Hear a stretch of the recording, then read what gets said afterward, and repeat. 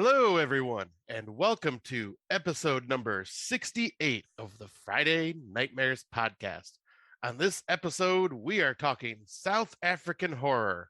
I am one half of your hosting team this evening, Mr. Smoke Show Crawford, coming to you from the town of Swartz Creek in the county of Genesee, in the state of Michigan, in the United States of America, in the North American continent, in the Western Hemisphere, on the planet Earth, in the Milky Way galaxy. I'm fully vaxxed, boosted, and waxed, and ready to climax. And if you can, please get me wet and feed me after midnight.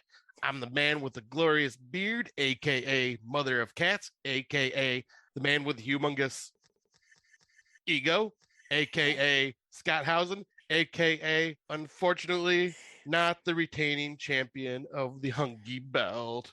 I'm Smoke Show, and I'm not better than you, and I know it. And also a Halloween troll. My name is Heather Powell. I am coming to you today from Waterdown, Ontario, Canada, and I'm just a basic fucking white bitch of horror movies. So much so. So this is our Halloween episode, even though it's not. Scott and I don't do themes because we're better than you.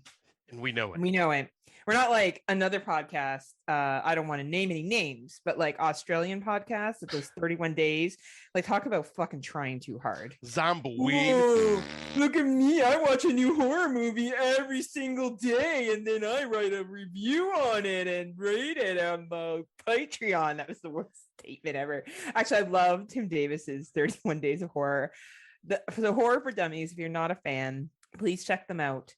You can listen to them for free on Spotify, but if you want to access Tim Davis's 31 Days of Horror, which I have been listening to, you would have to become a Patreon. And honestly, I don't know how he does it. He does a recording every single day.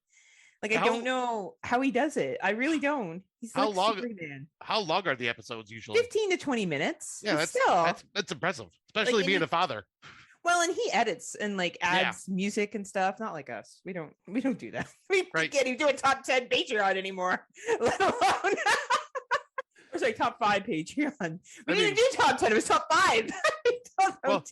Technically it was top 10, but we just kind of blurted out our 6 through 10s like in the beginning as honorable mentions. Oh yeah, that's right. That's what we do too. I forgot. See, it's been so long. So I guess this is technically our Halloween episode, and in gear for that, I'm using my Michael Myers mug that was a gift. And it says on it, "Terror never rests in peace, and evil obviously doesn't die tonight." And Scott's showing me his titties. Who is that? Bruce Campbell? Yeah, that's my Evil Dead shirt in Halloween. Oh, very nice. So there you go, everybody. Halloween themed episode right here. No, we do all of our Halloween themed shit on like as activities, or if we're watching any Halloween themed movies, we're not just doing them for the show because we've covered most, like everybody's covered Halloween themed stuff. So we're just that's just shit we just watch on our own. Yeah, but we are doing a very basic white bitch thing for our Out of the Dark segment, but we'll get to that. Yeah. And Scott's been busy trolling people about Halloween ends. So it's been and we're just living our best life here on the Friday Nightmare podcast. And I will say I have been doing some themed Halloween watches, which I was going to put it in our What's New segment. But since I did something special yesterday, I'm doing that instead. Scott lost his virginity and he's really excited. I am. I can't wait to tell you guys about it. That special someone. Itself, actually. I lost my virginity to my hand. Rosie and her 5 sisters. Yeah. Wow, Scott, that's a lot of women to please. It was an orgy. It was amazing. But no, I've been watching a lot of I've been going down on a deep dive through YouTube, finding just horror movie shorts. Nice. And found a lot of really interesting, like a lot of Halloween themed ones, because I was like, oh, that'll get me in the spirit. I'll watch some Halloween themed horror shorts, and I found quite a few, and there's some really good ones out there that I never would have known about if I never done this. Well, I got to tell you, so we were at dinner last night, George and I, and we were talking about our pumpkin thing. I said, so Scott and I are going to do, I guess this is a spoiler, but Scott and I are going to do a pumpkin carving contest for Friday Nightmares. So what we're going to do is on Saturday afternoon, when Scotty comes to visit, I am getting my friend's daughter to pick out special pumpkins for each of us. So Scott, you get what you get. This is a 7-year-old, so keep your expectations low. So in other words, she's going to listen to Auntie Heather and go, get Scott this really weird, oblong, oddly shaped one so he can't win. Yeah, probably would have been. Scott would love that one. It would be so, and she would think she was doing something nice for you, picking that pumpkin. No, I will not have any influence unless she buys super ridiculous, like wants me to get super ridiculous large ones, that's not happening. Yeah. I'll probably stick her towards the medium-sized pumpkins. But anyway, so I was telling George about it, and I mentioned it to Anne, and I said, if either one of you want to join. So George bought, while we were at the restaurant last night, carving tools, specific adult carving tools, and then he was going to buy us each a pack. I'm like, no, it's fine. Scott and I can share yours. Trust me. And he's like, well, I'm going to win. I'm like, oh, there's no doubt you're probably going to win. Like, I don't even know if this is real. It'd be a competition between Scott and I. Which one has the worst asylum or uncorked pumpkin would be the competition between the two of us. Honestly, like without stencils, I'm not that good because I don't. You can make a stencil, like you could draw right. stuff on a white piece of paper, and right. But I'm just saying, I'm like I don't carve pumpkins. I haven't done it like every year, so like I'm not the best. Like you'll be better than mine. I'll say I'll probably just do some like silly ass regular old jack-o'-lantern. Who knows? We should try to do a pumpkin of each other. See how shitty they look. Kids come trick-or-treating, because my goal is I want to put these pumpkins. I set up a table at the end of my driveway just so kids don't have to walk up my driveway, and I can, it's just easier for them. And I'm going to set them up on the table, and so like they'll see George's and be like, oh wow, that's so cool. They'll see ours and be like, yeah, that's great. Any candy lady? Did your 5-year-old do those? Or they'll wait till you're not paying attention and knock ours off the table. All right. So anyway, George is here for it.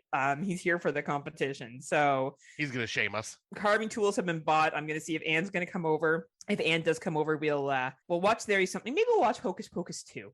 I don't know. Yeah, I haven't watched it yet, so yeah, that would be her speed. So we can throw that on. If she wants to come over and do the competition with us. I have to ask her next weekend, because if that's the case, I will be purchasing 4 pumpkins, and there will be 4 pumpkins for people to choose from. So that's just one of the many Halloween activities that Scotty and I have planned for next weekend. Be prepared for a lot of surprises, but we're going out to a bar, but not like how we've gone. Well, okay, not like how I've gone out to the bar. Like I shouldn't be that drunk. Well, it's you. We'll see. It's in God's hands, really. We'll see what happens. Lord, help me with this one. Lord, please have mercy. Anyway, so yeah, we'll talk about all things Halloween then. But unfortunately, that's at the end of the month. And I mean, I've done some Halloween things since, because I was on vacation. That's true. So I guess technically, because this will be released next weekend, is our Halloween episode, because we'll actually be living in our, what is it, IRL in real life. IRL, yeah. When and we'll post videos and I don't know, pictures and shit. So we'll just be more of an interactive Friday nightmares on Halloween. So yeah, happy Halloween to all of you horror fans, occasional horror fans. I only like horror movies on the 31st fans. All are welcome at Friday Nightmares. You're all our children. You're our children now. Scott and I are not great parents, so you may have to call social services. I was gonna say, kids, will you guys stop drinking the bleach? Yeah, put it away for a reason. Yeah. Come on, just stop drinking the bleach. Time for you to do some shots with mom and dad. Yeah, come on. Stop being a loser, 2-year-old. God, wuss. Lightweight. Right. So anyway, we will talk about 1,022 fucking movies that we watched. So we'll get on that now. You didn't put your movie on here. Maybe I'm just not seeing the updated. You didn't put The Infamous Halloween Ends in 2022. I don't see it. That's okay. We know you watched it. We'll save the best for last. No, but I forgot. I meant to put that at the very bottom, because I figured that was going to be like the good one to like end on. Oh, yeah. We will be ending for sure. There you go. Now it's added. If Scott's killed in a tragic Halloween pumpkin accident, we know that there's several people that we could point to as the culprits. Right, Scotty?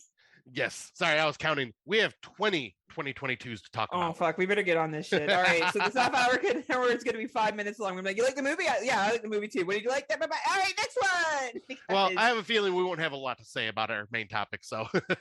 Yeah, and really, that's not what the people came here for. The people came here to hear us talk about all the 2022s we watched, so you don't have to.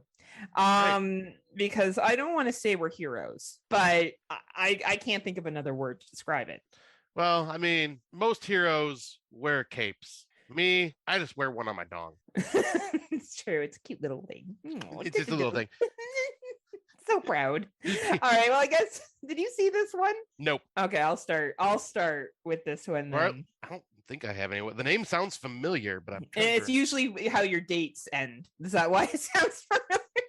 to pretty much. So the movie we are referring to is When the Screaming Starts. This is a British film. It is a 88-minute runtime.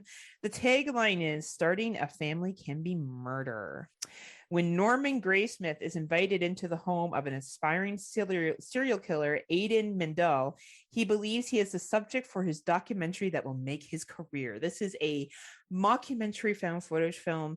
It is a 3.3 star rating on Letterboxd, and all I can say is mwah. This movie is fucking hilarious. If you are a fan of serial killer documentaries, such as the Dahmer ones, and I don't know, Gacy and everything else that's on fucking Netflix nowadays, that's every 5 minutes there's a new fucking serial killer documentary that's been released, then you'll like this movie because it kind of makes fun of all of them. Great British humor in this one. Easy runtime when we're looking at an 88-minute runtime, but that being said, you gotta like British humor. If you were not a fan of British humor, yeah, I know you'll like it, Scott. You'll find it funny, but I'm thinking for our listeners, you gotta dig British humor. If you don't dig British humor, you're probably not gonna like this movie. It's great. It's great. The acting in it is great. The ending is great. It's so sensational. It's easy to watch. It's not overly predictable, like it's predictable but not. It's a horror comedy, right? So like with a mockumentary, lens of how it's filmed. So I strongly recommend it. It's only available right now on Screenbox Amazon channel. Okay. So if you have that channel, I recommend it. As it comes out to, I'm sure it will be available through VOD eventually. Rent this fucking film if you like British comedies, you like horror, you like mockumentaries, you like found footage. This is a must watch. And the name of the film is When the Screaming Starts. Nice. Yeah. Okay. This will be probably the first one I watch for next week then, because this will definitely get an award from me. Definitely this year. Nice. It may be in my top 10. And I mean, not my top 15 or top 20. And you sold me with 3 things: found footage, mockumentary, British humor. Oh, fuck. The British humor is so on. Like, it's funny. So, yeah, it's a good one. What about this? Oh, wait. You put yours in here. Perfect. You sandwiched it. So I'm not talking back to back. Yeah, exactly. I wanted to kind of space them out a bit here. So awesome. The next one is one that I got to see in theaters, and that is called Smile. I'm sure quite a few people have already watched this, but synopsis is: after witnessing a bizarre traumatic incident involving a patient, Dr. Rose Cutter starts experiencing frightening occurrences that she can't explain. As an overwhelming terror begins taking over her life, Rose must confront her troubling past in order to survive and escape her horrifying new reality. So I went into this one thinking, okay, this looks like it'll be kind of like the teenage style horror, kind of like what we'd be used to with Blumhouse. Yep. And like the trailer made it feel like it was a Blumhouse film. I don't think it was. I gotta say, I came out of this movie really freaking impressed. This was so was a lot of people. Number 1 in the box office, wasn't it? 2 weekends in a row. I think so. Yeah. Yeah. This was impressive. Like, it was legit. Actually, had some legit, very creepy moments. I have to say, like, there are a lot of jump scares in this, and I'd say about 75% of them are very well earned. Like where it's not just like, ooh, it's spooky music, gonna scare you type false jump scare. No, there's some legit like ones that made me fucking jump out of my seat. Like, holy fuck, I didn't see that coming. Nice, like, nice. There's some, and it's really creepy, well acted, well shot. And it talks about trauma and like, how that can affect people and like that. And I'll be getting into that a little more with another film. But like, yeah, if you have not seen this, it's still in theaters. Go check it out. This is contention. This is in contention for top 10 for me. I fucking loved this movie. Fuck yeah. Like, it was good. Like, I was so impressed by it. That's awesome. So obviously go watch it in theaters. It's only available in theaters right now. Yeah. And it's worth it, obviously. Yeah. I went into this thinking, oh, this will just be, a 6 or a 7. No, this is like an 8 or a 9 for me. So this is a total Tim Davis. It could be. I'm very curious to hear his thoughts on this. I meant like Tim's like a 9 out of 10 or a 10 out of 10. Oh yeah. He's my, actually, yeah, that's what we should do from going forward. Since Scott Crawford is referred to as a boner to them, Tim Davis is a 10 out of 10 or a 9 out of 10. 10 out of 10 is a perfect movie. It's Tim Davis. It's Tim Davis. Going Yeah, forward, Tim, that's it. call me a bitch now, Tim. I love our banter between the two shows. Like, you guys got to listen to our show and their show, and you'll get this back Yeah, and you'll forth, and get it's the back great. and forth. You know what it reminds me of? You know, have you ever seen that video where it's the two dogs barking at each other at the fence, and then like you remove the fence and they just sit there and like hang out? Yeah, that's That's you like too. us on our show, and then like Tim and I in private chats are like, we tell each other we love each other, and like it's so funny. Oh, Like we I love those wish guys. his son happy birthday, and like then on the show I'm all like, I fucking hate Tim. Like it's just really really funny. But yeah, Smile is recommended. We give it a full Tim Davis. Oh, whole full vein of Tim Davis. And I guess I'll go with mine next. This is actually like hallelujah fucking Netflix. All I can say is international horror on Netflix is where it's fucking at. This one is called Holy Blood. It is a Spanish film. It is an 88-minute runtime, and oh my god, is it funny? Have you seen it, Scott, yet? No, this is on my watch list. Like, I actually saved it to watch on my queue on Netflix because I wanted to see it. It's silly. It's a silly vampire I've seen film. the trailer. Just so we're clear, right? It's silly. It's meant to make fun of Twilight and other things. It's supposed to be a comedy, so don't take it too seriously, all you little vampire fans out there. It's a 2.0 rating on Letterboxd. I guess if you walked into this movie not knowing it's supposed to be a comedy and making fun of fucking Twilight and other shit, maybe you wouldn't find it as funny as I did.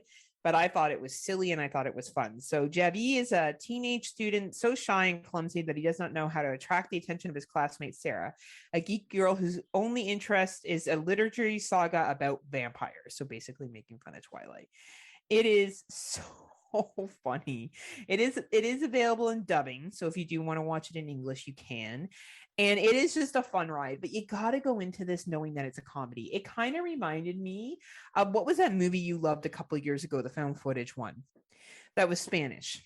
Spanish found footage. And it was like super silly, over the top, gory. It was in the school. Oh, that was Brazilian. And that was Brazilian. Well, Spanish was the language that was spoken, yeah. But Ghost Killers versus Bloody Mary. Yes, it reminds me a lot of that in the sense that it's just a very, very silly film.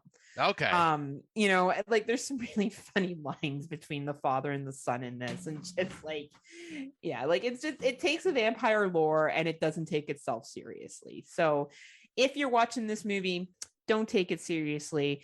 If you like, you know, Ghost Killers versus Bloody Mary and that kind of stuff, then you'll like this film. It is available on the Netflix, and yet again, fucking international horror on Netflix. Mwah. Everything else, not so great. But, you know, it's that sort of Texas Chainsaw Massacre, but otherwise it's pretty weak, but international horror is good on there. And I'm glad to hear that there's finally some more good Netflix, because there's another one that we're going to be talking about later. But other than that, Netflix has been kind of blah this year. So man, our awards will be pretty easy. I might be this one and another one. And then I'll be like, those two. Moving on.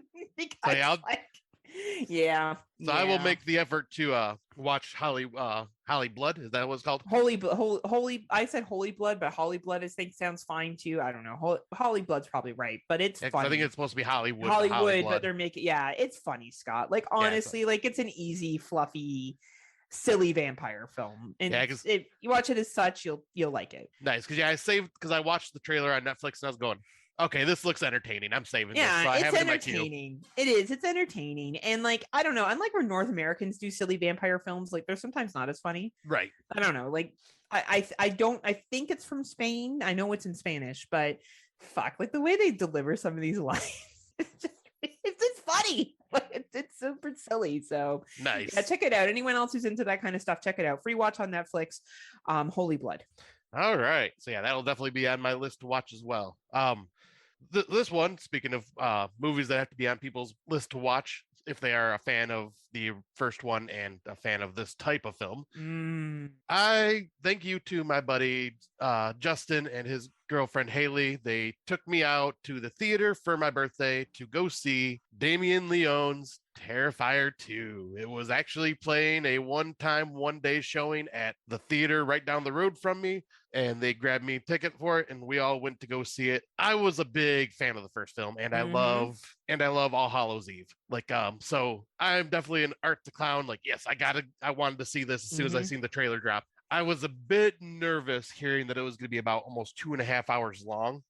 Holy shit, this movie was insane. 2.5 hours long, felt like maybe an hour and 45 minutes. It flew by. Like there was no like I wasn't looking at my phone to look at the time or anything like that. It just went by so damn quick. And I think the reason it is as long as it is, Dave Z from Exploding Heads Horror Movie Podcast made a good point saying that he thinks it's this long because everyone gave Damien Leone shit for not having any story in Terrifier 1.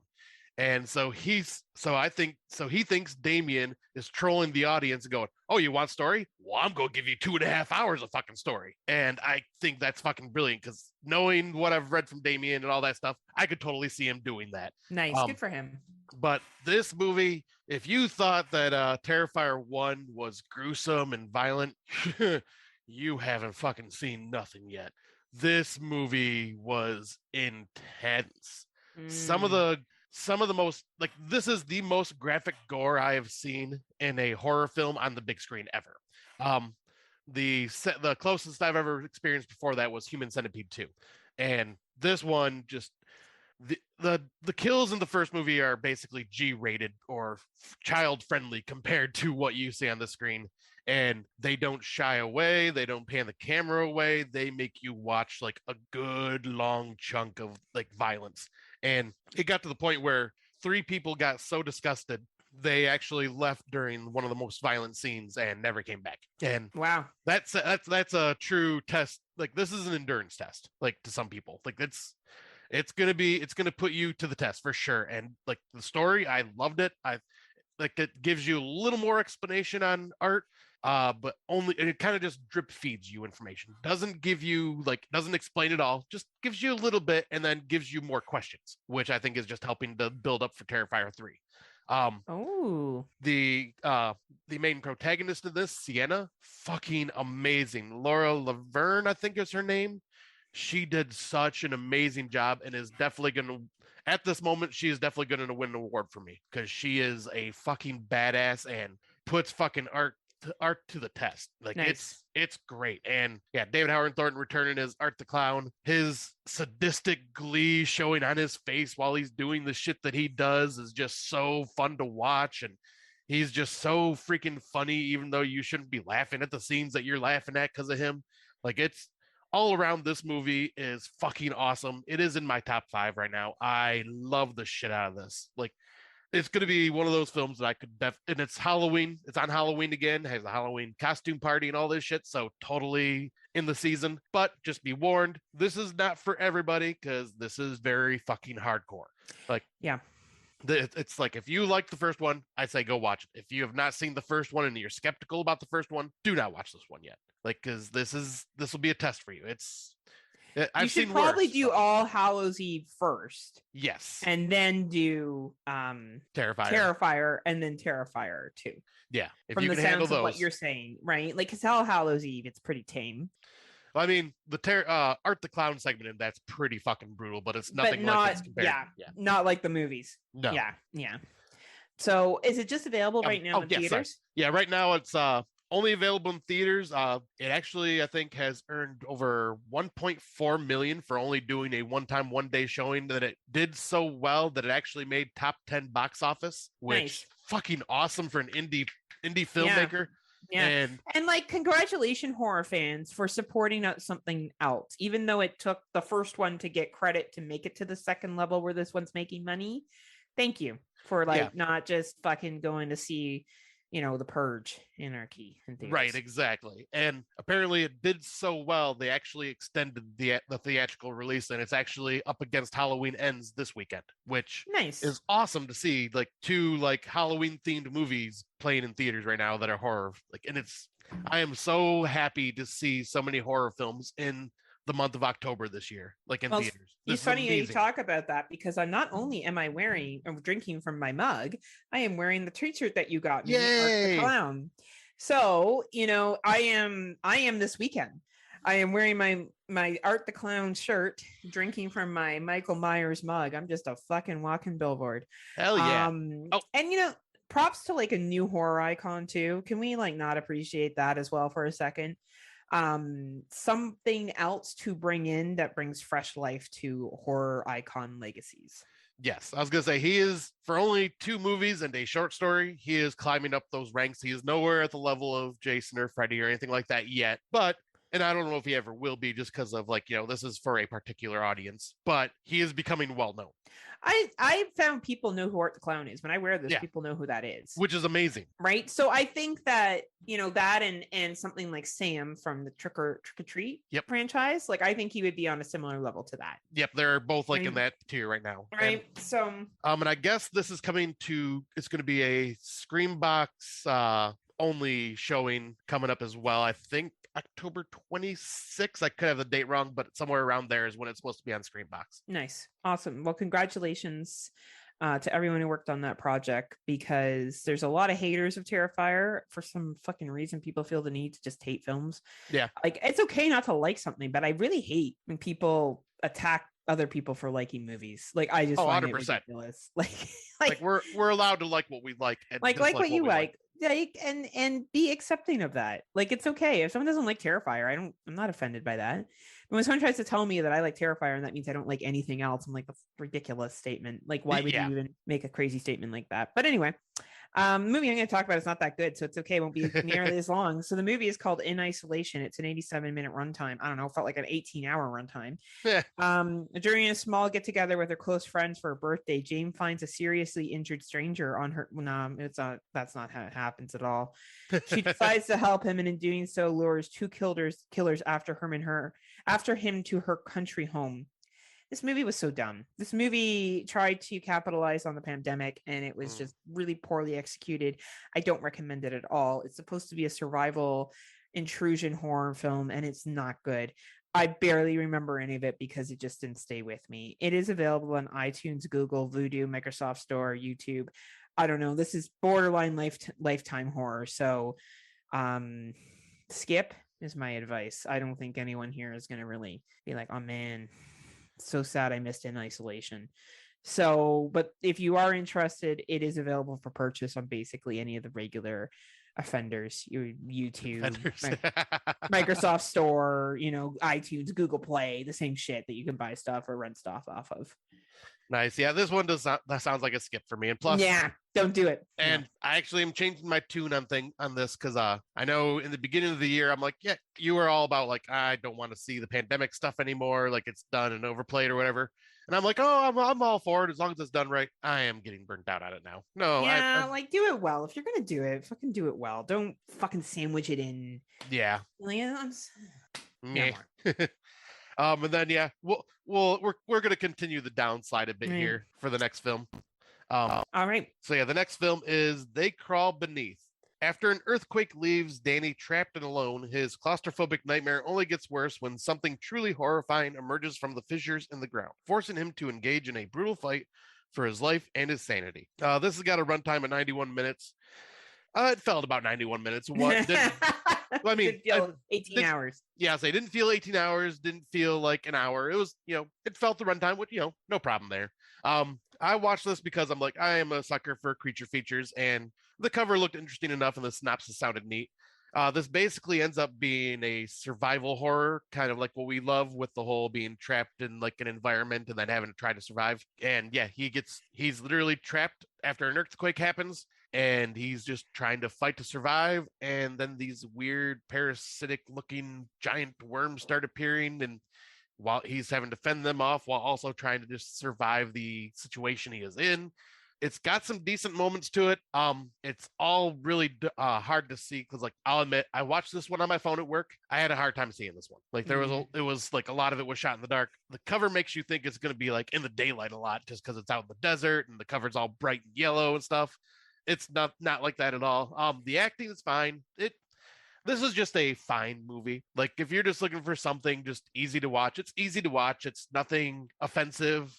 Nothing great. It's not. I don't see it being on anyone's top 5 or anything, or top 10 or anything like that. It was just a simple survival horror creature feature. Yeah. Okay. And it can be found on, let's see, where was it? Amazon, iTunes, Google Play, Vudu, and Amazon Video. Do you recommend a rental price? I'd say like a 99-cent to $1.99 rental. Okay. Yeah. So low. Yeah. Very low. Okay. The one I'm going to talk about is Nick. It's So Oh, this 94 is the minutes. one. This is the one that was done by the guy that did Sharknado, if I remember correctly. Is it really? Uh-huh. Oh wow. Okay. It's a 94-minute runtime. Dee Wallace is in it, who loses her fucking mind throughout this entire film. Like she's at a fucking 130 throughout this. I don't know if she's mentally well after watching the end of this movie. I'm like, is this just her? Because I saw her in another movie, and she was also kind of like over the top in that one too. So anyway, props to Dee Wallace. I'm glad that she's still getting work. And she is such a fucking sweetheart. Is she? Well, I'm Oh, glad to hear that. I'm glad to hear that. yeah, So I've met her like 3 different times, and I keep going back to meet her just because I love talking to her. She's just friendly. cool. That's very cool. So 94-minute runtime, this film. Don't be afraid. It's nothing as a tagline. When a mysterious entity manifests itself, a family finds themselves on a scary, dark journey into their own self-created madness. This is not a bad film. It explores the concept of grief and guilt and anger very, very well. It dabbles into addiction and reflects addiction really well. It's actually quite a serious film from the guy that created Sharknado. Like, it's a very, very serious tone. It runs the line of being very good to average. I think if they had just maybe shortened it a little bit, I don't think it needed to be a full-length film, 94 minutes. I think if maybe the acting was just a little bit better at parts, maybe the writing, but it not horrible, but it is a slow burn, and it does advertise itself as a creature feature, but the creature is a representation of something else. Okay. Right. So it's very much a movie. I find that this has been happening a lot. Movies that capitalize on grief and death and loss, and maybe that's because a lot of people lost people during the pandemic. That could be actually. And this is just a way that people are coping with it. It's a very interesting film. So if you like to kind of look at a character study on grief and loss, and Dee Wallace kind of being at 130% the entire time, this might be a movie for you. It is available on iTunes, Google, Vudu, YouTube, Microsoft Store. I would say if what I described is what you're interested in, $2.99, $3.99 is suitable. If you are not interested in that, skip over this one. There's lots of other free movies that are out there, or movies that are purchased that you will enjoy more. Going on. Hold on. What's wrong? On your computer? I don't know if it's on your end, my end, or what, but it was like it went all like weird computer noisy. Oh, I think it might be. I think it might be my headset. Sorry, let me fix this here. Okay. Better now? Hopefully. Well, this movie is a bit like. Do you think it got what I said? I think it did, like, because it was quiet, so I don't think it was like it was just starting to like it was going to get annoying if it continued. Okay. Well, everybody, if you're not too annoyed yet, maybe check out Nick's if you think this is something that you would like. But I guess the next one we both watched. We sure did. All right, I'll let you introduce it. All right. So the next one is Bodies. When a group of 20-somethings get stuck in a remote mansion during a hurricane, a party game gone very, very wrong ends with a dead body on the ground and fake friends at every turn as they try to find the killer among them. I watched this one night just out of like, I was like, you know what? I've been hearing mixed reviews on this, and like, I have a feeling this is going to be more up your Heather and my alley. Like, it's because I knew a lot of what people were complaining about. It was like the Gen Z dialogue and stuff like that. And Heather and I are like, oh yeah, we're all for that, because each generation needs their movies. And I fucking loved this. It was funny. It was funny. Really funny. It was funny as hell. It had me guessing at every turn, like trying to figure out who was. I had no idea who it was. Yeah, this played out like a whodunit in a way of like Knives Out and stuff like that. Like it was like a modern day, obviously not the same as Clue, because Clue's based on a board game, but the idea that you really don't know who the killer is.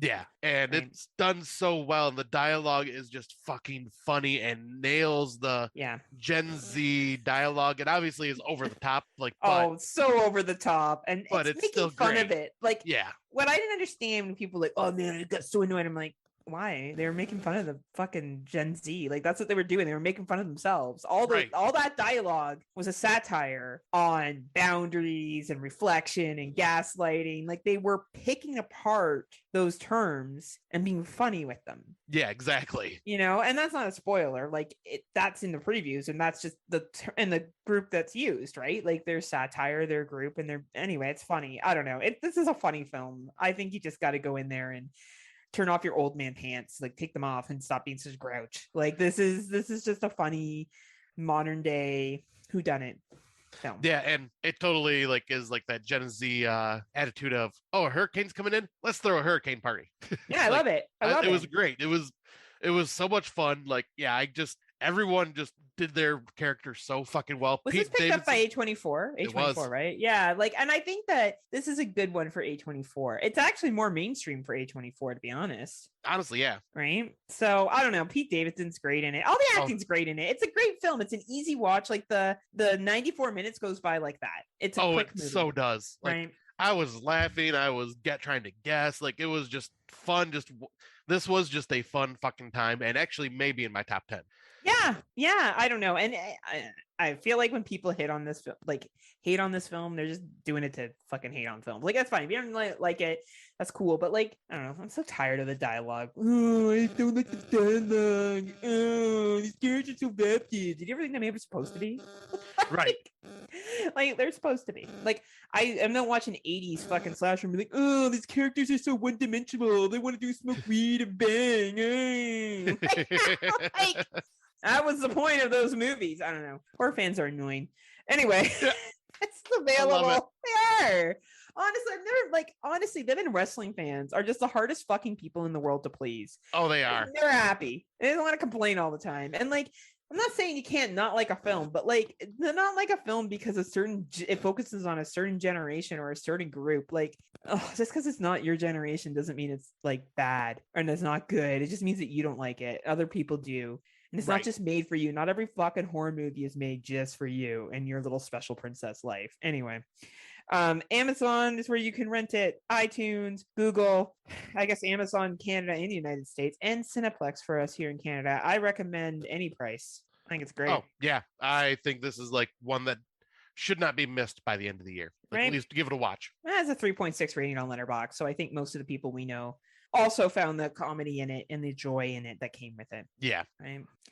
Oh yeah, I watched this gem.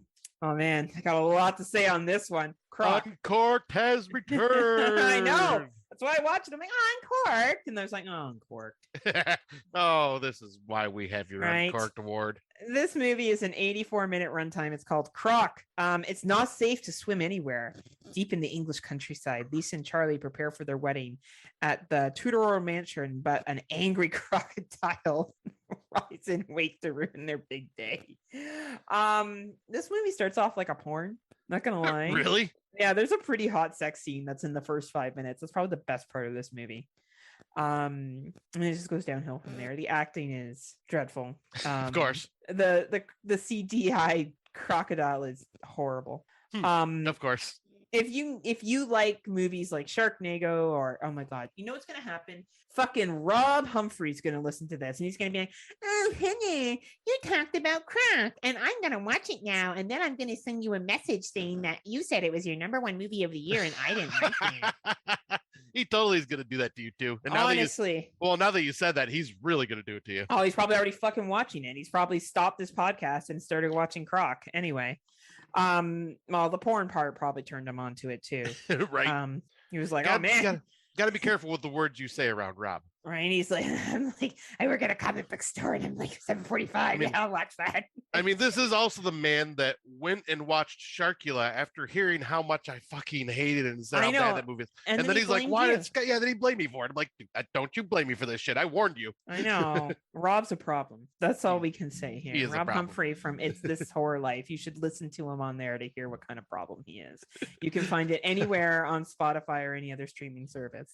So yeah, this movie's not great. I don't know. If you like watching like really, really fucking cheesy animal attack films and you're fine with really over the top stupid CGI, sure.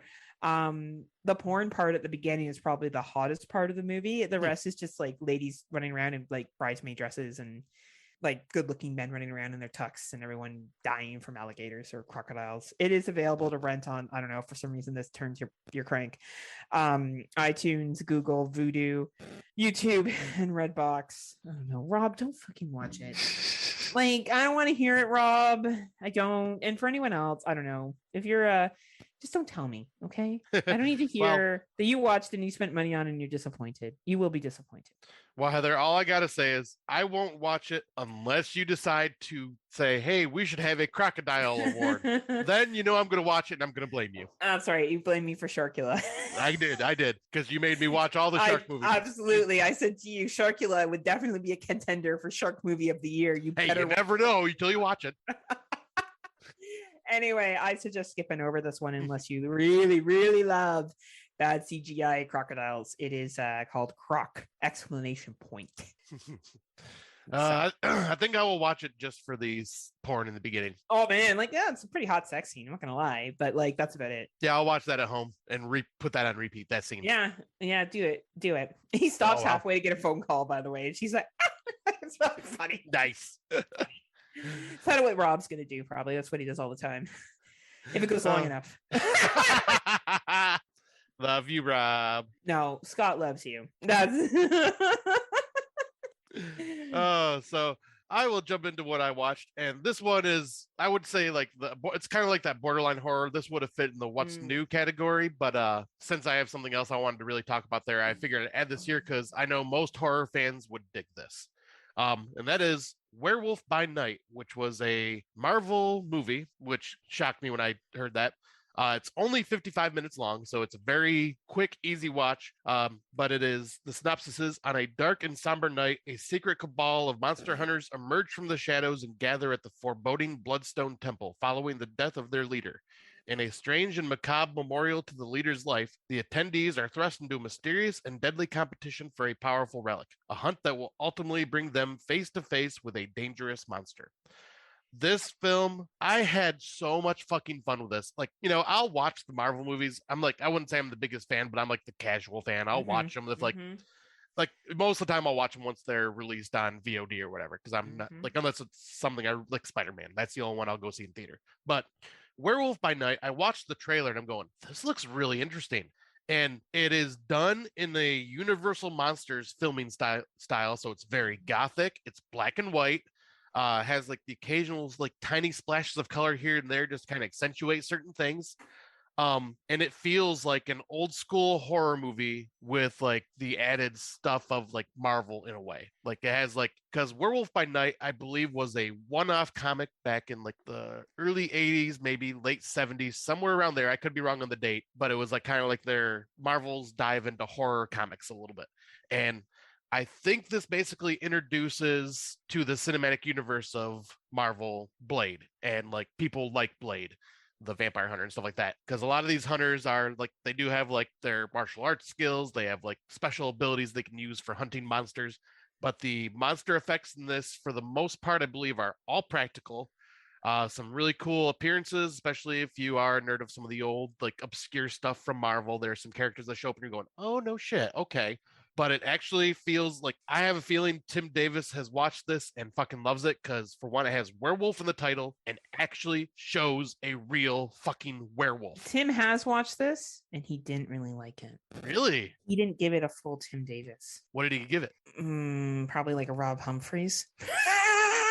So a 0? Like I would say a 5 out of 10. Really? Okay. I think. Tim, you can correct me on that later. I listened to the most recent Horror for Dummies and I don't think he loved it. Okay. Because he's a big werewolf person. Right. That's why I like that. And he's always complaining about how there's no werewolves in like werewolf movies. And I don't think he dug this one. Okay. Interesting. The Horror for Dummies dropped today, so I'll be listening to that later. So I'll hear his thoughts then. And then correct him.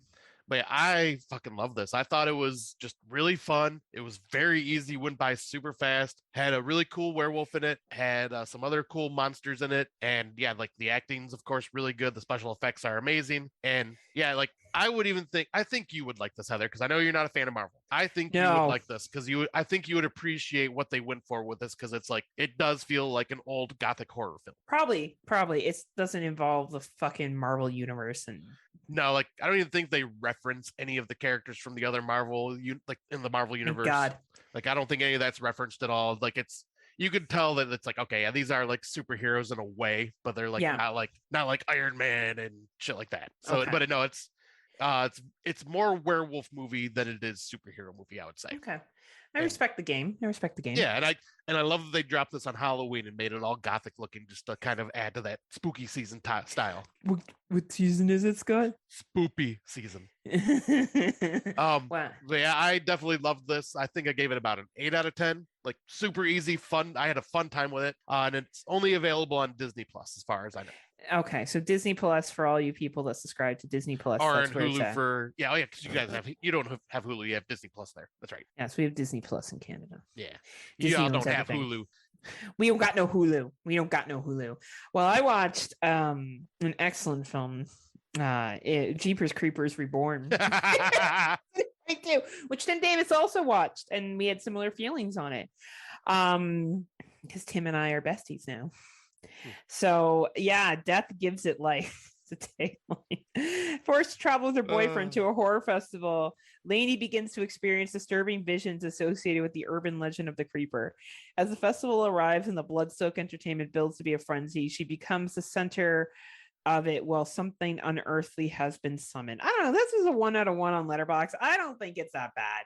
Honestly, I don't know. The whole time, though, in the movie, the second movie, Jeepers Creepers, like that really loud stuff. I hear that every time I watch a Jeepers Creepers movie in the back of my head.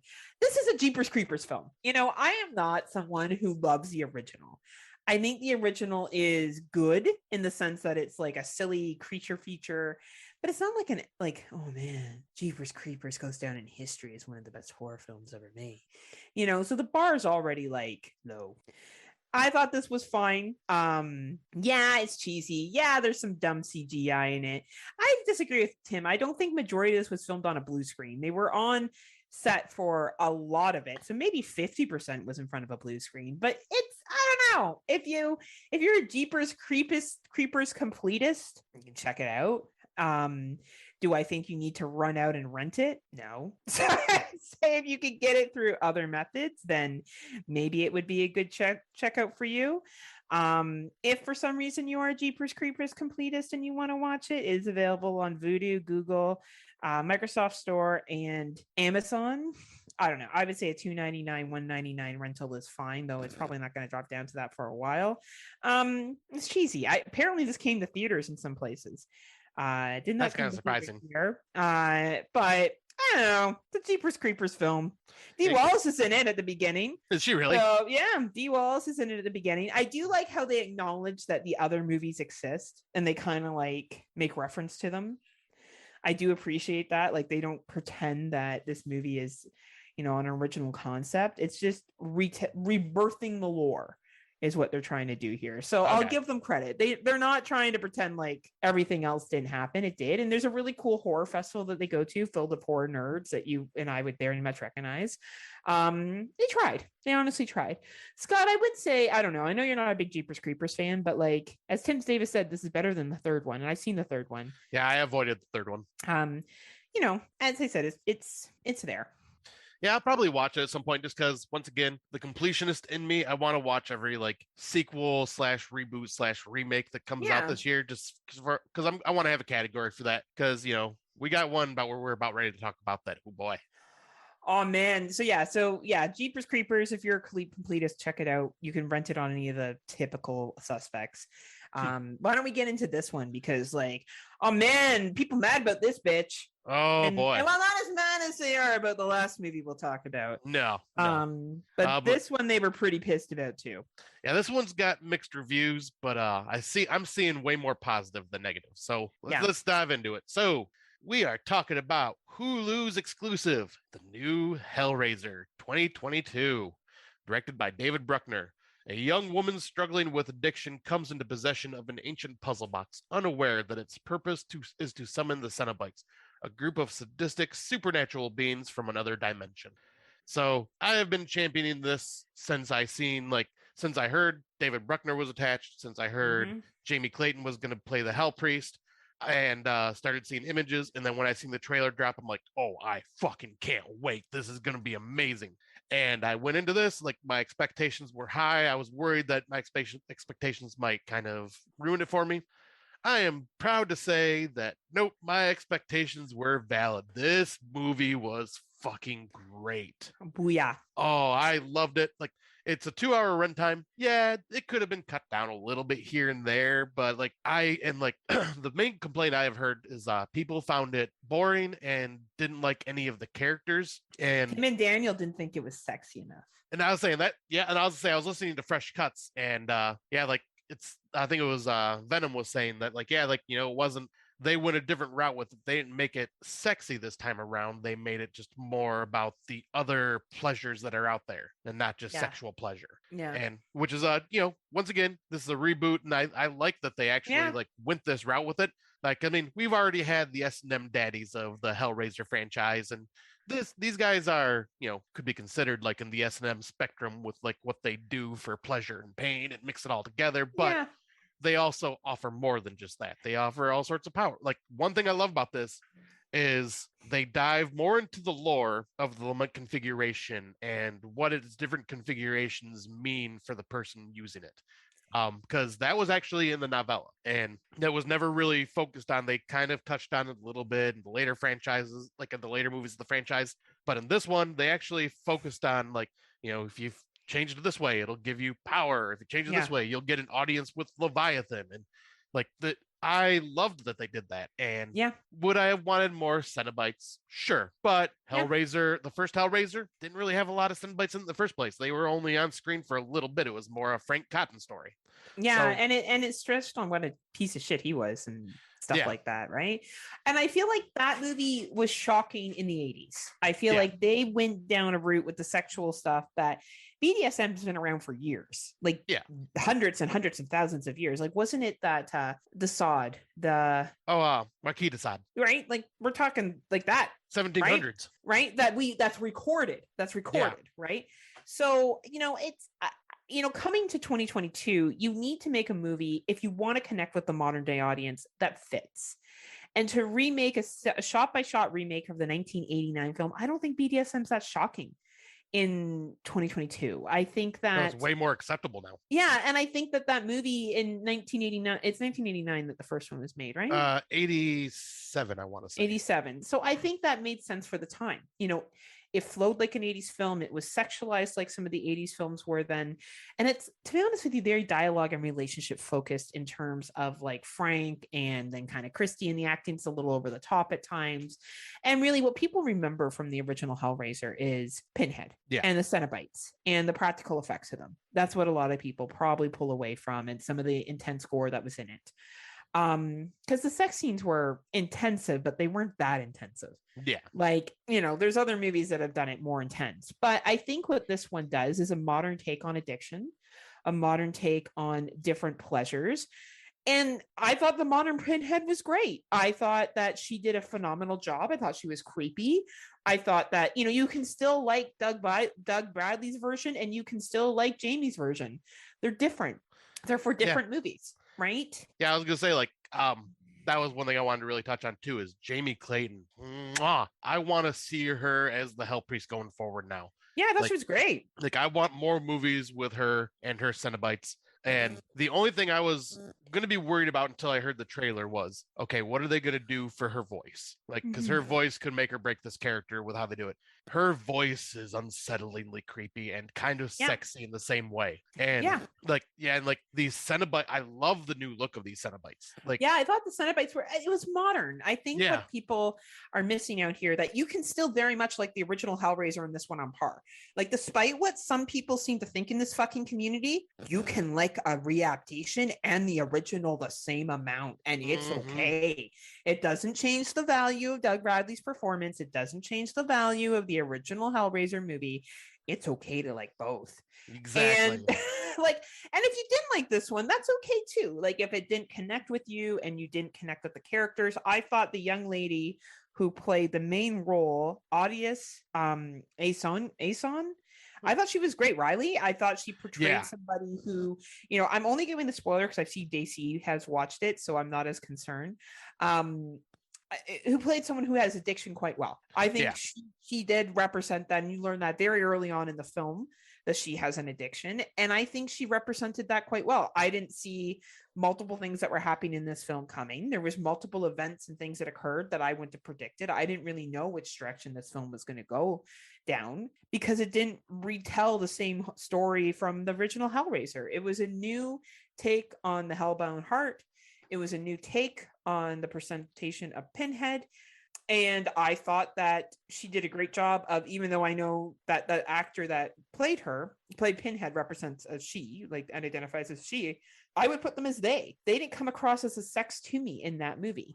Yeah, they were very Right? androgynous. Right. So I don't know. I thought it was a great retelling. Good job. Hope to see more of this. And I've watched some of the later Hellraisers and they're fine. They have their place in cinematic history. CD Man doesn't affect me. I think it's a funny, Cenobite, but like, I think this brought back fear into the puzzle box. I think it brought back fear to the idea of being in such incredible pain and wanting to die because the pain is so intense. Like, I think this movie brought that back, and bravo.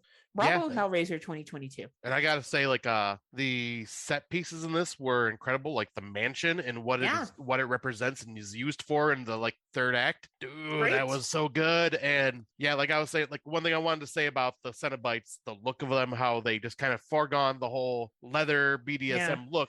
They went with a more their flesh is their clothing. It's peeled and stretched in different ways to represent their clothing, and it looks so good. And instead of being like all black and gothic, no, most of them are like pale and white, which like is a new look for it, and I love it. And it feels more ethereal. And yeah, bravo. Like, the only minor complaint I have, and it's not even one that'll take that's like a knock against it, was I wish it did have a little more gore, being a Hellraiser film. But you know what?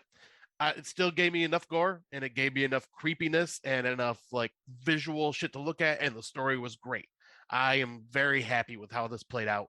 And yeah, listening to Fresh Cuts, it sounds like this is one of Venom's favorite films in his top 5 right now. He loved it that much, which is awesome to hear. I agree with him. Yeah, it's in a top 10. Like, it's a great movie, and yeah, it could have been more gory, but you know what? You have the original. Go back and watch for the famous scene that we all know and love.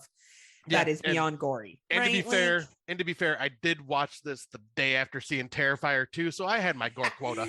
Yeah, like probably anything could have looked less gory at that exactly. Point, right? But like, I don't know. I'm glad that most people are enjoying it because as I said before, you can, and I will say it till I'm done podcasting, you can like remakes and the original. It honestly doesn't take away from anybody's performance. Exactly. Other people can take on the role of a character, and you can have your preference. You can say, oh, well, I prefer blah, blah's approach. Like, look how many people have played Jason, and the debate on who's the best Jason fucking that comes out all the time. And that's like a character that wears a fucking hockey mask. Like, let's be realistic here.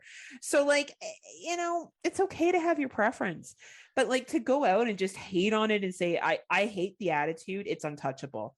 People can shove that up their fucking ass. Nothing is untouchable. This is called fucking media. This is called art. This is called making money. You just don't have to watch it. Like, if for some reason it offends your great ancestors that someone remade a fucking movie, just don't watch it. Problem solved. Like, I don't know. There's so many other things in this world to get upset about other than remakes. 100%. But yeah, I guess we'll jump into the next one. Is it my turn? Yes, it's your turn to start it off, but we both seen this. We both seen this one. It's Deadstream, which has led to a social media horror award that we will be giving out this year because there's been a lot of social media influenced horror movies that have come out. There has. So this is a 87-minute runtime. It's a recent drop on Shudder. He's dying for followers is tagline. A disgraced internet personality attempts to win back his followers by live streaming one night alone in a haunted house. But when he accidentally pisses off a vengeful spirit, his big comeback event becomes a real-time fight for his life. It has a 3.4 rating on Letterboxd. I see Dave C hasn't watched it yet, so I'm going to be careful with what we say here. Look at this. We're like catering to Dave C now. See that you have Dave C, the power. He is our power over us. Right? He has such trailers to show us. You are the Z daddy. Right. I thought this was a really good found footage film. I think 100%. It's an example of low budget done well. Actually, low budget done exceptionally well. Not a lot of money in this film, and parts of it I was waiting for this community to shit on. I was waiting for it. I'm like, Scott and I watch stuff like this all the time. And we appreciate the value that goes into this, but I find most people don't, and people are fucking loving this film. And Yeah. I'm thrilled. Yeah, this was one of the most this is probably the most fun I've had watching a movie this year. Yeah. And this totally feels like something to watch around the Halloween season. It doesn't obviously take place during Halloween or anything, but it just has that vibe to it. And the main character is literally a disgraced YouTube personality. So we know Luffy absolutely hates these types of personalities in movies because they're so over the top and annoying because that's how they really are in real life on YouTube and all that. And this guy plays that type of character to a fucking T. Joseph Winter. Joseph Winter, yeah. He I think we should say his name because I think that he also wrote VHS 99. Oh, no shit. Yeah. Oh, so he's got a story that he wrote in that then. So he wrote, directed, and acted in this. Oh, I didn't realize he was the director too. That's awesome. Yeah. So, which typically you see in a film like this when it's just the one dude. Makes sense. And I think we will see a lot from Joseph Winter moving forward. Yeah, I think so too. Yeah, this movie gave me the vibes of Evil Dead 2 mixed with Hell House. Like it has a bit of comedy to it, not as slapsticky as Evil Dead 2, but it definitely has some comedy to it, and like just gave me that really creepy vibe of Hell House where you're just exploring this old haunted house and shit's happening around you and it's fucked up and it's creepy, it's funny, and it's just so entertaining to watch. Like this was so much fun. And yeah, once again, this is also like my top 10 is becoming tough now because there's a lot of movies that are like fighting for these spots now, and this is one of them because this is one of my favorites that I've watched this in the last 2 weeks. I freaking loved it so much. Yeah, no, I agree. I think this movie, I'm just looking through the cast that's in it and him, and I think that I think you got to watch this film. It's very funny, it's very creepy, it's well done. I'm happy to see people praising this, and as I said, Joseph Winters is involved in VHS 99. So let's see what you got, buddy. Yeah, looking forward when that comes out. And we will see Melanie Stone, who is the female in this. Oh, yeah. VHS 99 as well. Okay, nice. So obviously there's a connection there. So looking forward to seeing what they have to do in that one. Yeah, I am very excited because, yeah, this will probably be something I'll rewatch before the end of Halloween again, too, just because I had so much fun with it. Oh, I agree 100%. And I guess we can jump on to the next one that we both watched. We sure can. So the next one was I'm thinking it was an MTV, like ran on TV type thing. I don't think there was any like special release for it anywhere. No. But it's called Cursed Friends. Four friends wake on Halloween and realize the predict your future game they played in 2002 is coming true in disturbing ways. They must band together to help each other escape the wild fates that have turned their lives upside down. Now, where the last movie was a horror comedy, this is more comedy horror. Oh yeah, this is like pretty this funny. Is heavy on the comedy. Like this is very heavy. Like this is what it rolls. Like it bases its thing on. And one person it stars a lot of recognizable faces, but Will Arnett, Rob Riggle, Harvey Gillian, who played what's his name? Guillermo in What We Do in the Shadows TV show. What's also in Werewolves Within. Yep. Truth or Dare. Yeah. Truth or Dare, the other version that's on Netflix. Yep. Stars Kathy Griffin, Nikki Glazer, Joey Fatone, which is freaking hilarious. Oh man, Joey Fatone's fucking hilarious in this. Oh, like everyone did a great job. This is just straight up silly, funny. A lot of great, hilarious dialogue. I watched this first and I was like, oh my God, this is a movie Heather needs to see. This is her humor to a fucking T. And the sound, she is going to absolutely love the soundtrack. Oh man, the soundtrack was hilarious. Oh my God. It was just like for every fucking 35-year-old out there, here's a soundtrack for you. It was so funny. Yeah, it's literally everything that MTV was when we were growing up. Like, oh my the music God. They played and shit was from that generation, and it was hilarious. Like, this movie's a comedy. It's comedy, like, sprinkled in as a fucking scary movie, but it makes fun of a lot of shit. Like, there's one part where, like, this chick's in this guy's truck, and it's, like, a big, souped-up truck, and he's like, well, you know what they say about men with big trucks? And she's like, no, I don't need to hear. He's like, well, you don't know what I'm going to say? She's like, okay, fine. He's like, so I have a small penis.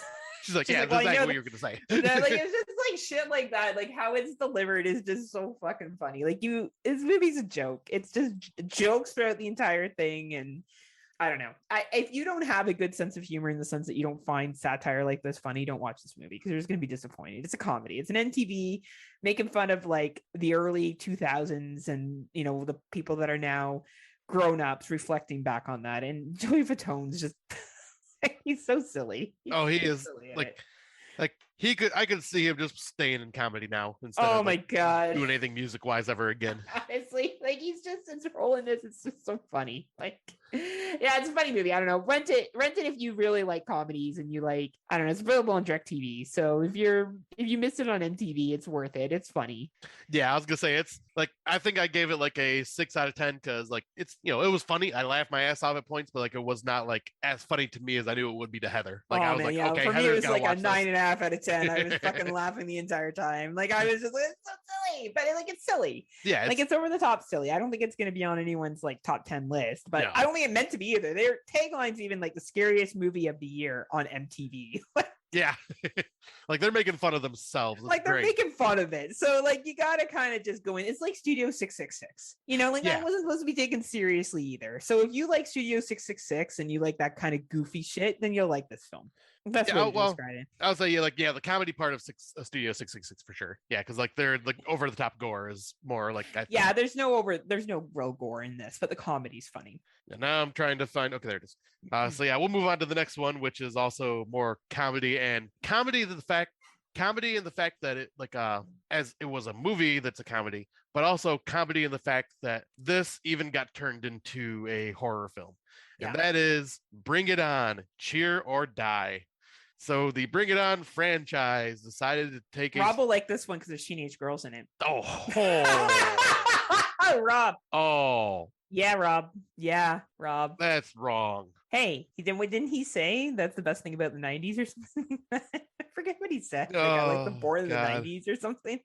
Something along those lines. Yeah, it was pretty fucking funny. I gotta say, I troll Rob and make fun of him for being a creeper, and he just like gives it right back. Which, he definitely does. You know, you gotta give credit to. The man is funny.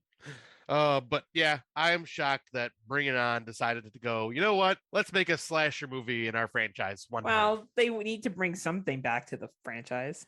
Right. I mean, well, do they though? I guess so, yeah. They could have just let it die, but this is still very true. But let's see. So the tagline is bring on the thrills, bring on the kills, bring on the cheer. Oh my God. And when a cheer squad practices their routines on Halloween weekend in an abandoned school, they are picked off one by one by an unknown killer. Very simple plot, a plot that we've seen in many slasher films back in the 80s, except for not with like cheerleaders, but with like students going to an abandoned school or an abandoned place and getting picked off one by one. This has like your typical like Bring It On style dialogue, has some funny moments, has some cringy moments. It's for a slasher, it's all off-screen kills, no gore, but at the same time this was like PG-13 I think and was played on TV or whatever. So, it's what I expect. It's nothing great, nothing bad. It's pretty average, but at the same time I was like, I just kind of have to watch this out of curiosity. It's no Tim Davis. It is no Tim Davis. This is a sad Scott Crawford. But no, this is if you are just morbidly curious like I was and watching Bring It On go to the horror realm just a little bit, just dabble in it just a little bit, then I'd recommend, checking it out like for 99 cent, $1.99 rental. Nothing, like I said, it went by quick. It was an easy watch. It just wasn't anything amazing, but just something I still had to just watch because I was just like, this is weird. I have to see it. Well, and sometimes you just got to see shit that's weird, right? Right. Especially in a franchise like that. It's like, what the hell? Okay, let's check it out. Well, we have another movie that Scott didn't like, but I did. It's called Grim Cuddy. And it's a 101-minute runtime. Feed the Frenzy. A suburban teenage girl and her little brother must stop a terrifying internet meme brought to life by the hysteria of their parents. This is available on Hulu and Disney Plus, depending, of course, which country you live in. I really like the message behind this. I really thought it was really good in I think we got a lot of helicopter parents in this world who feel the need to control everything kids do. And also, I am really fucking tired of older generations telling me that kids are always on their phone when I see them always on their fucking phone in restaurants. Right. And I see them always on their fucking phone as well. Stop fucking telling teenagers there's always on their phones when you sit your fucking ass on the phone all day too. Enough.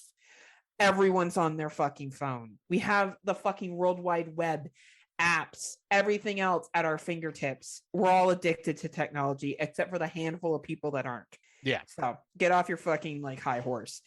So I liked that about this movie because I'm really tired of it. Because I work for a university.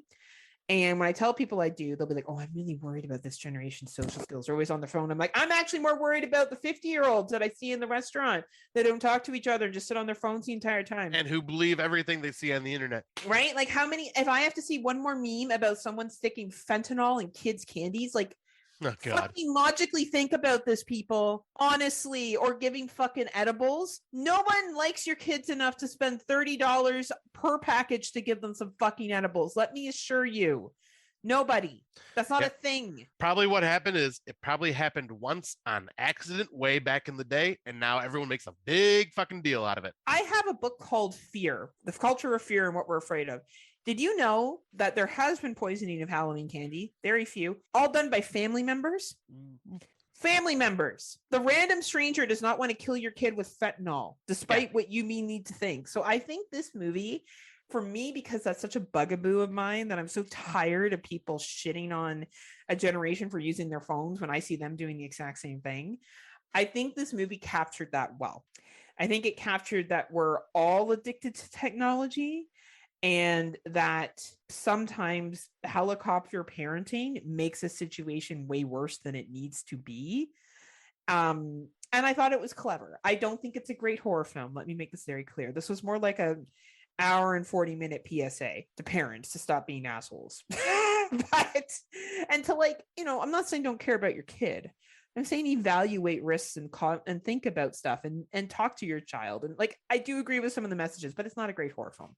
It's a very paint by numbers like film. You can kind of predict what's going to happen, but I did like the message behind it. I don't know, Scott. I know you didn't like it as much as I did. All right. So so yes, I like the message behind it. Like, it's a good idea, especially because what this is pretty much jumping on is the whole, what was it? The Momo fear back in the day, like that happened a couple years ago. And that's literally what this is, basically. This creature is basically Momo.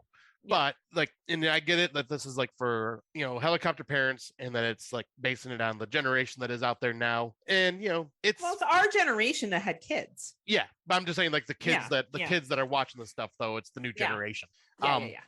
And, it's fine. The part, like, but this movie grated on me for an own personal thing that just, like, literally is like nails on a chalkboard to me. Is this woman, or not, this girl/woman, the main character, does videos and is obsessed with ASMR. And if you don't know what ASMR is, it is like an auditory sensory thing that is supposed to be calming and just like mellow you out. But it is the most goddamn annoying thing I have ever heard in my fucking life. Here's an example.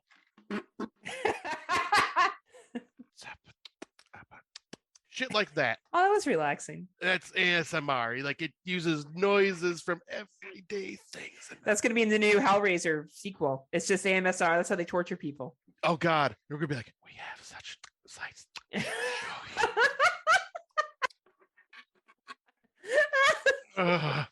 It is. Brandon and I were talking about it, and like, we both agree that it's like, it just makes me twitch, and like makes my brain kind of short circuit when I hear it. Okay, I see why some people you find that relaxing, but it annoyed me, and it was used in this, not a lot, but enough to where it annoyed the shit out of me in the movie. Fair enough. And I will be adding a small clip from the newest Beavis and Butthead. I shared it with Heather and Brandon, and it's them watching an ASMR video. And I will share a small clip of that at the end of this part here, because it's fucking funny as shit, and it reminded me of that the whole entire time I was watching it. But yeah, this movie was it was fine. Yeah, it's nothing special. Like, it's more of a PSA. Yeah. I feel like this is more of a PSA of like, hey, use some fucking common sense when you go online. Right. And yeah, the parents made me roll my eyes so much, but that there are parents like that. There's a scene where the mom does something that I'm finally like, fucking finally, like, so that I was fine with. Like, I don't feel this is going to be one that people need to run out and watch, but if you're, I don't know, if you are, also thought the Momo meme was dumb and that people were freaking out for nothing because, I don't know, obviously, like, there's scary shit I watched on the TV as kids, and there's serious stuff that you get exposed to all the time. You just have conversations about it and do your best to navigate things. You can't control everything in your kid's life, and nor should you. Right. Like, they have to learn how to sort out information of what's real and what's not, and all that other kind of stuff. And if a child is self-harming, then there's usually a bigger issue. It's not because a meme told them to. Yeah. Like, so anyway, it is available on Disney Plus and Hulu. It's not a strong recommend from either one of us, unless, as I said, you have a particularly interest in this. I don't know, maybe you're writing a sociological paper on parenting, and maybe this is a good movie to watch as part of like society's reflection. Yeah. That I would say it's worth it for. So hello everybody. It's JB. Welcome back to my channel. I want to start with... What is this, butthead? It's called ASMR. This is actually kind of relaxing. You need to speak more quietly, Beavis. Yeah, sorry. This is kind of relaxing, butthead. You know what I mean? Yes, I do. It's putting me to sleep. This is me, baby pig. Kind of like talking like this, butthead. I think I'm gonna talk like this for the rest of my life. Oh, yeah. I bet chicks like it, too. Yeah. Ooh, I didn't even think of that. Hey, baby, would you like to come back to my place? I can talk even quieter than this. You won't even know I'm in the room. Oh, yeah.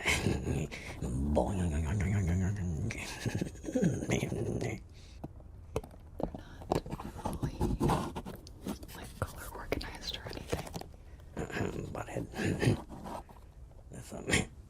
Watching this video is kind of giving me wood. I don't need to hear about that, Beavis. Butthead, I think I might have to spank my monkey. Beavis, I'm going to kick the living bejesus out of you if you try to spank your monkey. I have to, butthead. It's the ASMR. I can't do anything about it.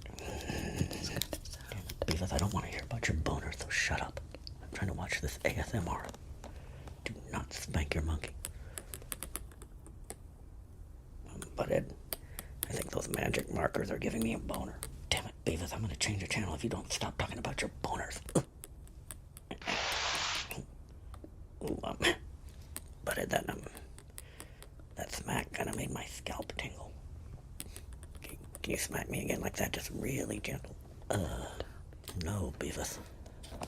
What'd you say, butthead? Ah! Damn it, Beavis, you ruined everything. Oh, yeah, sorry.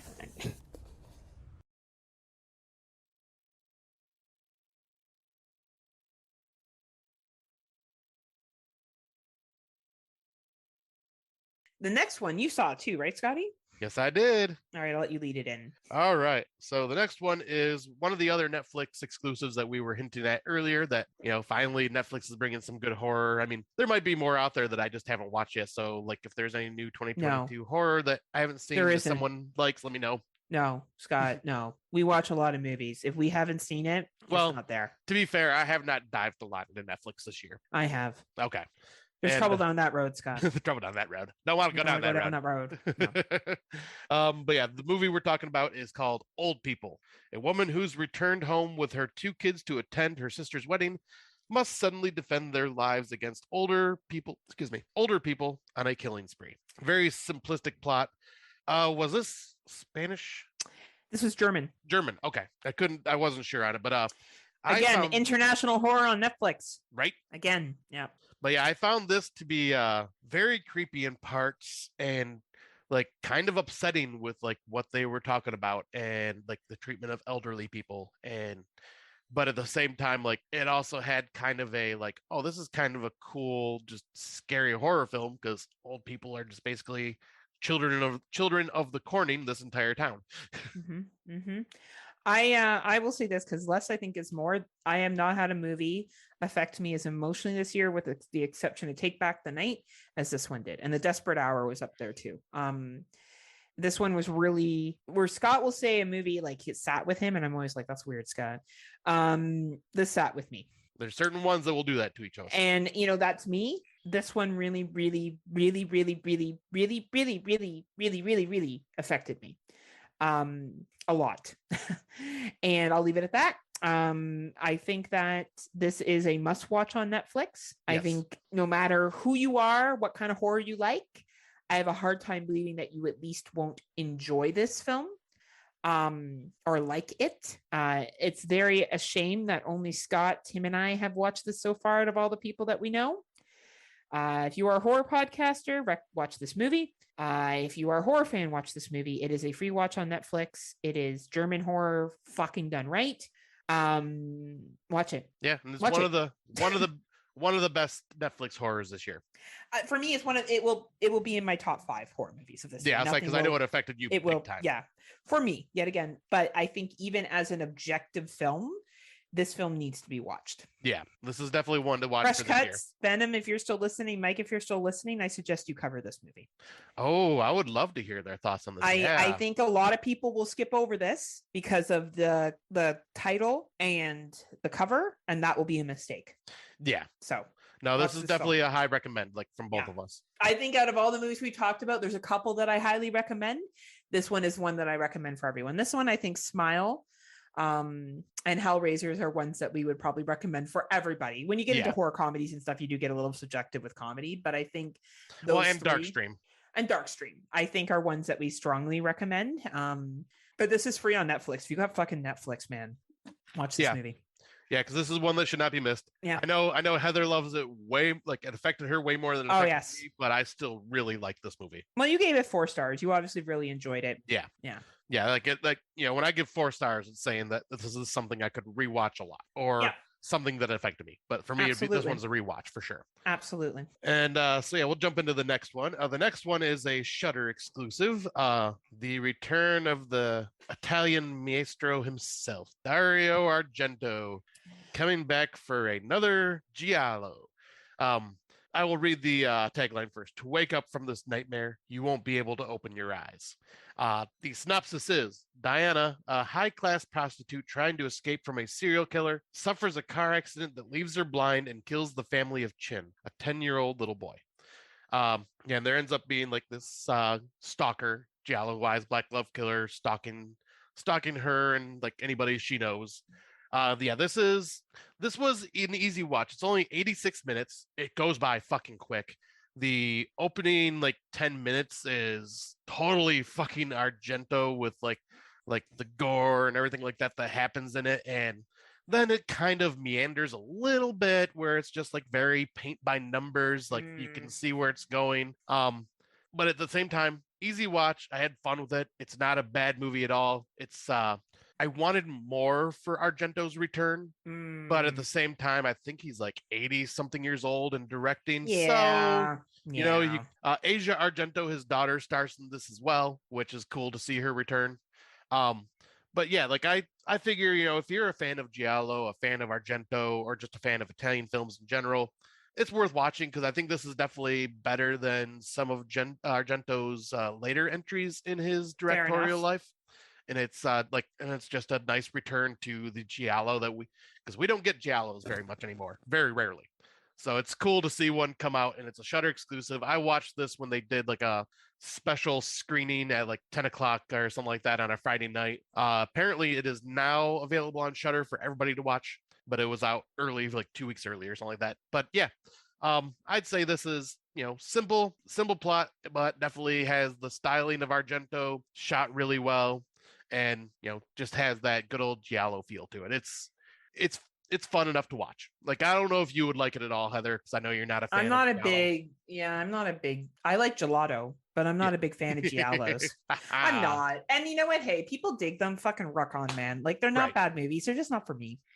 Exactly. That's why I'm Right. saying. That's why I told you. I'm like, I don't think you need to watch this because it Yeah. won't. It's not It going to make won't do it work anything for for you. me. It Yeah. won't. Like, it'll be fine, and I'll appreciate it for what it is. And I'm glad I watched a lot of Dario Argento stuff, but I'm not a Dario Argento fan. Doesn't mean it's not good films, because as Right. an objective, mature horror fan, I can sit back and say, that's not for me. But I can see why other people would like it. Exactly. I move about my day. Right. People like Shut- what they like. Right. And you know what? If it doesn't work for me, it doesn't mean it's shitty. It just means it's not my thing. Exactly. We Right. can all have our own choices on things. We sure can. But I will say this next movie sucks. I don't even know what the fuck was going on in this film. The worst part is I messaged Scott and be like, oh man, because I didn't think he watched this. And I was like, have you seen She Will? Like, I'm like, She Will. Like, what's this new fucking movie on Shudder? I don't get what's going on. He's like, oh no, I didn't get what's going on either. So I didn't even talk about it. I'm like, oh, okay, good. So anyway, both Scott and I watched She Will, which is the most recent Shudder exclusive. It's a 95-minute runtime of confusion. I'm gonna check something because I don't know if it's on Shudder for us. It might be a Canadian. Oh, it was on release. Shudder for me. Yeah, so I'll look real fast. It's on AMC for you. Oh yeah, it is on Shudder. Okay. Is it on Shudder for you? Okay. This is a 2.9 rating. Veronica, an aging film star, retreats to the Scottish countryside with her nurse Desi to recover from a double mastectomy. While there, a mysterious force gives Veronica the power to enact revenge within her dreams. Yeah, I get it. She kind of gets her revenge on some pieces of shit. That's cool. That's a cool part of it. There's a lot of like supernatural shit that happens, but I found it for me very slow, kind of boring. Yeah, Tough to get through. But hey, you know what? If you dug this film, rock on. Sandra gave it 3.5 stars. I don't think that's wrong. I just think it wasn't for me. Yeah, I was gonna say I watched this way earlier. I think I found it on one of our good friends' Plex accounts. And I was just kind of curious because I was like, oh, the cover art looks interesting. And I've seen a few people had rated it already. So I was like, all right, I'll watch it. I think I made one mistake I made was I decided to watch this at work, where this is one of those films where you definitely need to be like on the screen. You got to be focused the entire time. So I had like, so it makes me feel better to know Heather, who watched it way more focused, still had no idea what was going on. So it makes me not feel bad that I had no idea what the fuck was going on, because I watched it and like literally the next day, I don't remember it. I didn't remember a damn thing about it. Like I was just confused. I didn't know what happened. I didn't remember anything about it. So I was just like, meh. That's why I never brought it up on the show, because I was just like, I have nothing to talk about here. I got that like I understood the concept of like, oh, you know, it's she's getting revenge at points of things that happened, but I didn't quite get how she was able to do what she did. Anyway, Sandra Kane, like this film, Sandra probably is smarter and knows what's going on. So listen to Cemetery Gates podcast that you can find, and Sandra will tell you how it works, because Scotty and I are just simpletons. We are.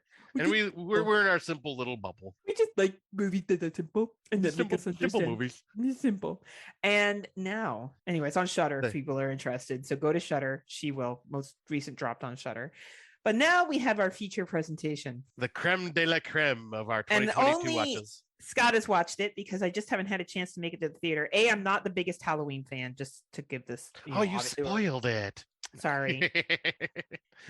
But I'm not, but I haven't been in a rush, but Scotty watched it. So Scotty. All right. So, yep. I watched Halloween Ends, like the majority of our horror community out there. Like everybody else but me. Yeah. Heather is the only one. And I have a feeling her thoughts are going to be along the lines of Brandon, me, Dave Z, and Christian. Yeah. Yep. I have a feeling we're all in that group, which is a minority group at this point on this topic, to say the least. Synopsis: 4 years after the events of Halloween in 2018, Laurie has decided to liberate herself from fear and rage and embrace life. But when a young man is accused of killing a boy he was babysitting, it ignites a cascade of violence and terror that will force Laurie to confront the evil she can't control once and for all. So I don't want to get into too many spoilers on this because it's obviously still new. I know a lot of people have already seen it. I fucking loved this movie. This is the 4th best Halloween film in the franchise to me. Like, I thought what they did something completely different and out of left field, to the point where it has pissed off so many hardcore Halloween fans. And I love that. They decided to go for something different, and they swung for the fences, and they fucking hit a home run for me. This talks about how there are varying levels of trauma and how people deal with that particular trauma that they're each enduring. How has Halloween Kills shown how the town of Haddonfield deals with the trauma of Michael Myers?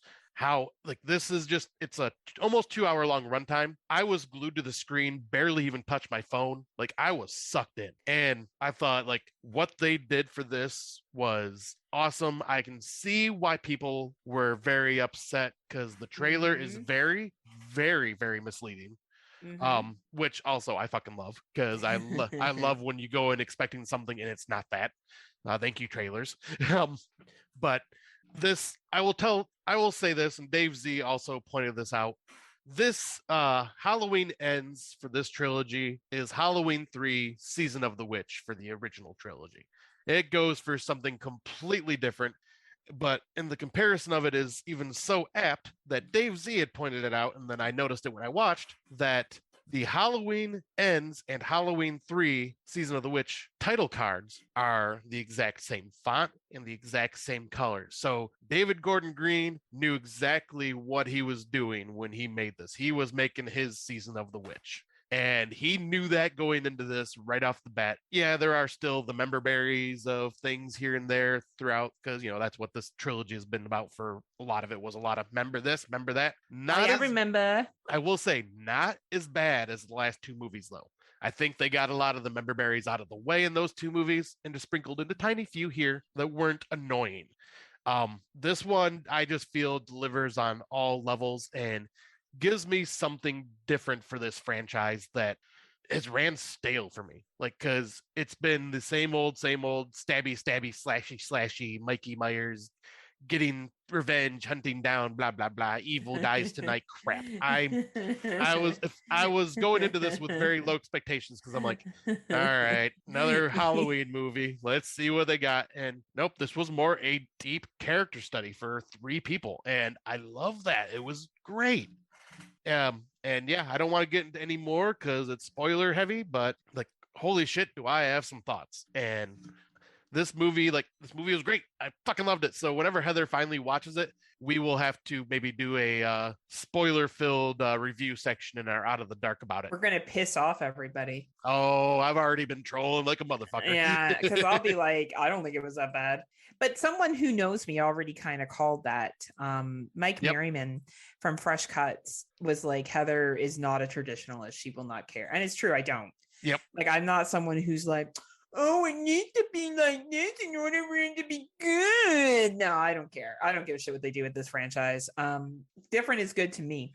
Yeah, so you and I are both very similar in that. Like, I have some stuff that I like the traditions of, but like when it comes to this franchise and other franchises, like, I want you to do something different. Show me something different and unique. Show me. I mean, because Bill Castanelli also loved this, so he's also in the group that we're in, and he said that in 5 years this will be touted with love, just like Halloween Halloween 3 Season of the Witch. Oh, he's like, guaranteed. Right. He's probably right. People just got to get over themselves. Yep. Anyway, that's the end of our watches and the end of our podcast. Just kidding. Thank you for sitting with us for an hour and a half as we covered what we've been watching. The rest of the show will probably be fairly short. Yeah.